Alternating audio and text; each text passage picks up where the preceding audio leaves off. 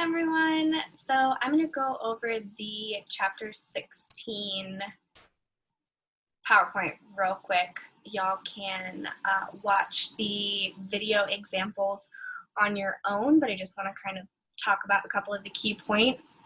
And then I encourage you, the activity that I normally do with this, because normally we'll be watching this video and this presentation, which was created by one of the most brilliant humans that I know, my very good friend, Cameron Brown, who's now at the University of Iowa getting his PhD. And it was so great, I didn't want to reinvent the wheel. So you'll see that there are a lot of really great examples, and normally the activity I'll do is I want you to find one constructive thing and one positive thing, just like we do with the peer evaluations. So try to do that with your with watching these videos as well, and then going in, I'll talk about the different a couple of the different concepts that I think you should try to look for in these videos as well. So let me start sharing my screen.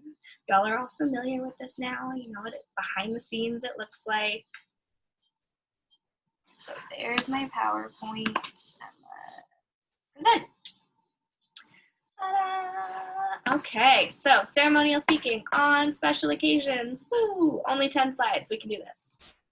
So first thing, ceremonial speeches will answer 4 questions. The first question is, who are we? That's that audience connection in the introduction. Are we here because we're supporting a specific organization or person, or are we members of an organization that's going to identify or select a person or a concept? What are we doing here in the audience? You're envisioning us at some kind of celebration. Tell us what that looks like for us. Why are we here? Or who are we? Sorry, your first is your audience. Who are we? Who are your audience members? Again, are we members of an organization? Something like that. Why are we here? Are we celebrating someone? Are we honoring someone? Is there a toast? Is it a graduation? That's your what's the purpose of the speech, right? What have we accomplished? What is it to honor? What happened that we should honor something or someone? And what can we become together? That's that unification that should happen at the end. So now that we know all this information, we all want to come together and honor or celebrate XYZ. Additionally, your textbook talks about magnification. Magnification focuses on triumphing over obstacles, an unusual accomplishment, a superior performance, unselfish motives, or a benefit to society. So you want to put a magnifying glass over one of these categories, right? So somebody triumphed over obstacles. They climbed Mount Everest even though they had previously had a leg amputated. They only had one leg. They are differently abled, but they still did this incredible feat that's difficult for people who have 2 legs, right? That's triumph over obstacles. An unusual accomplishment. That would also be an unusual accomplishment. Not every day do you hear somebody climbed Mount Everest. It's like literally littered with people who have died trying. So that's really unusual. Superior performance. This is things like your athletes who are at the top of their game, or like the Nobel Peace Prize, that kind of thing. Unselfish motives. Things like Malala. People like Malala would be incredible as an example. Or benefit to society. Did this concept like feminism or this organization like the House of Muse, have they added something, have they contributed something to society that was beneficial or positive? So you want to pick out some of those examples and put that magnifying glass over it and say, how can I really highlight this and blow this up on the big screen for everybody to see, so that we can then say, hey, you did that, rock on. That's the whole point, right? Often, ceremonial speeches are given impromptu. So remember, your extemporaneous speech is not, I have this whole manuscript and I'm reading from the manuscript that looks like an essay.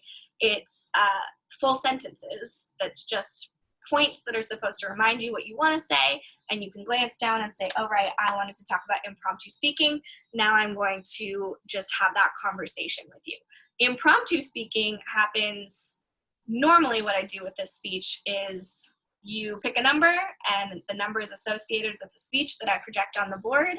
And that speech could be like, give a eulogy for the semester. You have 1 minute to write down any notes that you want. Now go give that speech, right? Impromptu happens right then. You don't really get any time to prepare. There's no real time for research. It's a little bit different because y'all are doing it online, but it's still important to understand impromptu speaking. So there's a formula that can help you when you are doing impromptu speaking that you can also kind of apply to your ceremonial speech. It's called PREP.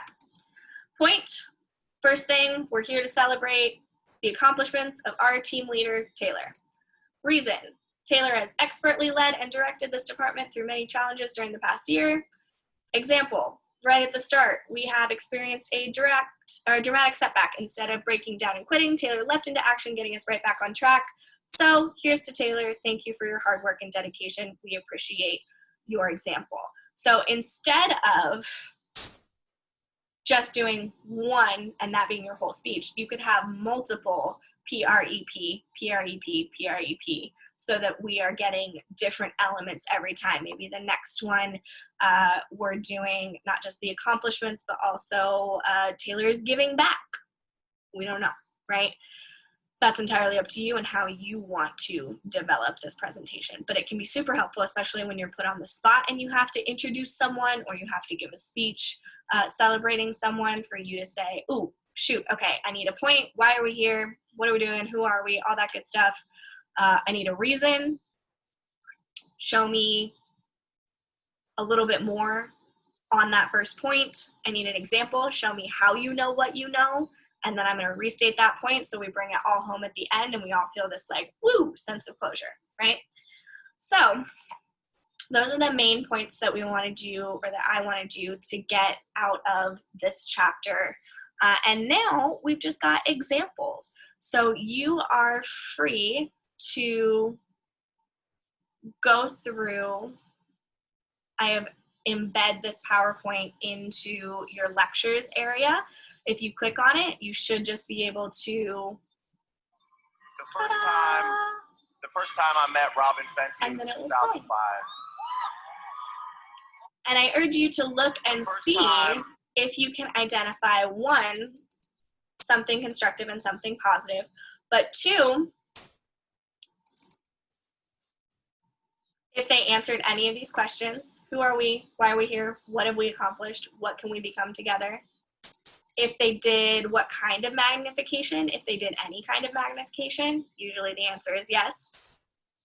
And then if they did impromptu speaking, did they follow the prep point? Sometimes in these examples, they do. Sometimes they do not. So be thinking about that while you're watching the examples, and these examples may help you to decide what type of ceremonial speech you're looking to give.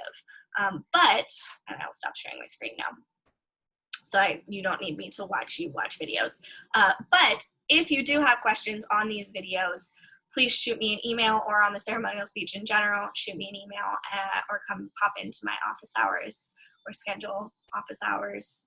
And I'm happy to kind of work that out with you. The students who took advantage of that for the persuasive speech did significantly better because they had a little bit more clear of a picture of what was expected of them, and also what their topic meant and what the purpose of the speech was. So if you need to reach out to me, do that. Otherwise, I hope you have an amazing rest of your week. I'm still grading, so give me some time on that, but you should see grades popping in. I did the informative peer evals recently, so let me know if there's anything I can do to support you, and have a great rest of your week.